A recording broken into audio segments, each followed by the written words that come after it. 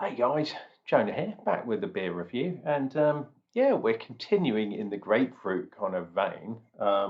We've got this bad boy today.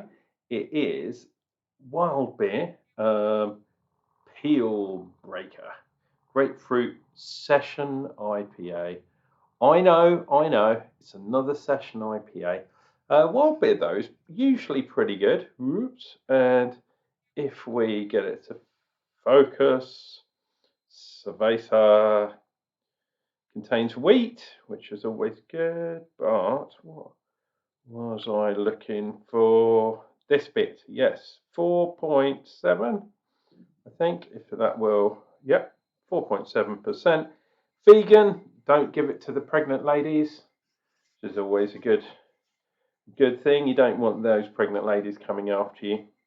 Zesty grapefruit piney. It's a West Coast session IPA with grapefruit juice, Simcoe hops. It's a citrus refresher, no doubt. And this is in collaboration with the other beer, which didn't actually say it was a session IPA, at least not on the can. But when I looked up on the actual brewery website and stuff, it is supposed to be a session IPA. So apples and apples, or grapefruit and grapefruit. So yeah, let's see what we can get. Shouldn't have turned it on its side, should I? But it's a session beer. What's the worst that can happen? That other one was 3.8, so this one's 4.5.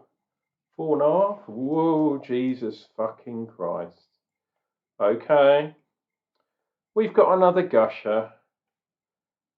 So I'm taking time off purely based on that. Taking time off? What am I talking about? Taking points off this bad boy.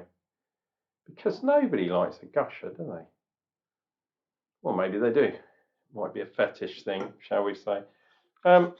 So now I'm in the bad books with the missus who's out there beating cream. You might even be able to hear her. This is John, and there we go. It's hazy, but you can definitely see through. 1.5 finger head. Lovely, lovely white head.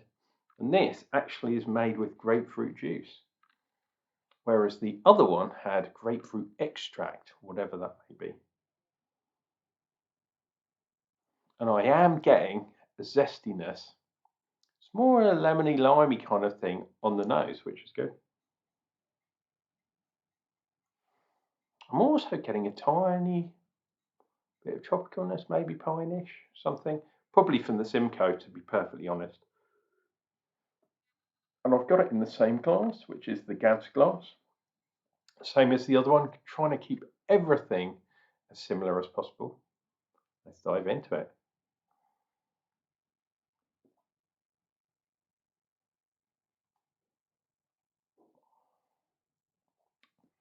Oh, so that's interesting. It started off quite sugary, and I felt, oh, this is one of those barley sugar type things, but then instantly puckered up into the grapefruit juice. So definitely got that grapefruit kind of, that kind of face. Maybe you don't make that face, but I do when I drink grapefruit juice. Especially those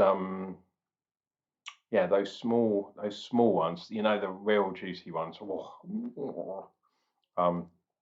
Almost that when you have them for your breakfast, you have to put sugar on them, and that's just, what's the point in having a sour fruit if you're going to just pour it with sugar? So like when I was young, we used to cut the rhubarb literally from the ground and dip it into a bowl full of sugar and eat it raw. We wouldn't actually cook it. Very bizarre. Sweet and sour, that's all I can say.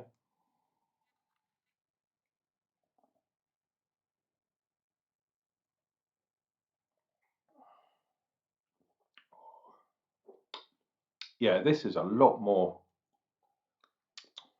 bitter.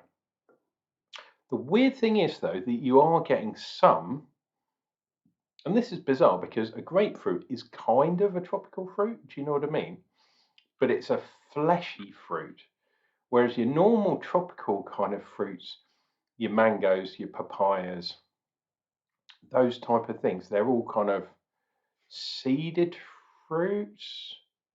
Do you know what I mean? It's a different kind of fruit. So grapefruit is more juicy. You can stick a fork in and literally squeeze the juice out.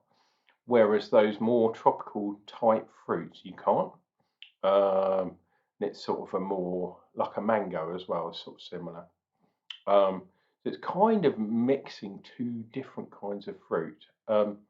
But the Simcoe, the hops in here, plays second fiddle, no doubt, because this is all about that.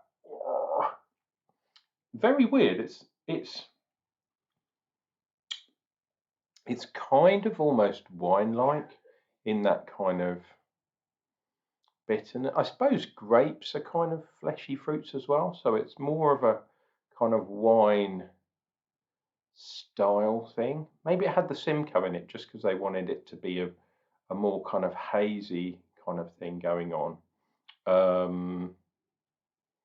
Whereas if they'd gone for a Nelson Sauvignon or something, gone down that more winey route, that might have, maybe it'd be too wine-like then, and people would have got really confused. But yeah, this is definitely all about the grapefruit and not about the hops at all.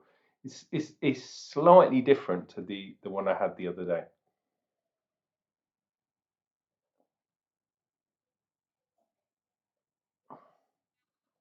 Ooh, I don't like the idea of it being a session IPA, as a lot of you well know. Now, trying to work out where wild beer are from, and sometimes that is a very difficult thing to do. But here we go.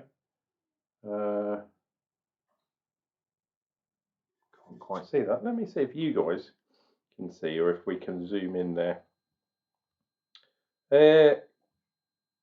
County Carlo R20. So it's Ireland. Oh, excuse me. Wow. Has this promote some weird allergy to grapefruit or something? No, I'm not allergic to grapefruit. The interesting thing is, in the new Scandinavian, I might move that camera back over there so we get a nice view of the can. Scandinavian thing that we've got for the month of May, there is a collaboration beer that have wild beer in. So that is the one, that is my link for tomorrow's beer. So tenuous one, I know, but that's my link in there. I'm going to drink the rest of this juice. You guys can get on with whatever you were up to before you tuned in, and before I spilt beer upon the floor once again. Cheers and beers, guys. We'll see you for some more beer reviews real soon, and tune in tomorrow and we'll see what other beers wild beer can show us. Cheers, guys.